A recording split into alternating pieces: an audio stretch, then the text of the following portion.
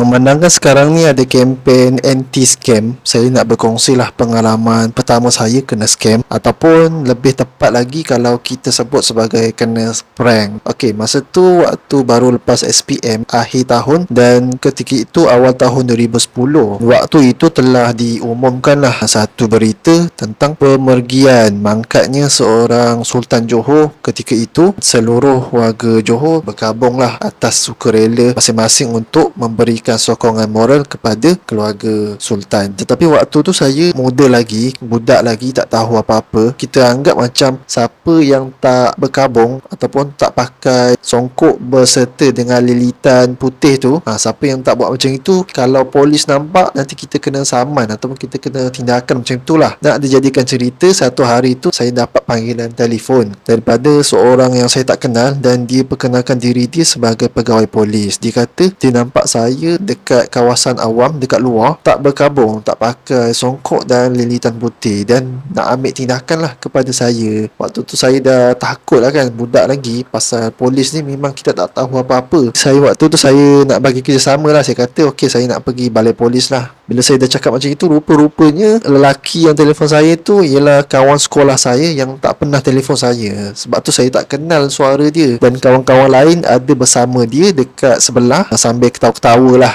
Dah prank saya waktu tu. So saya pun dah kena prank lah.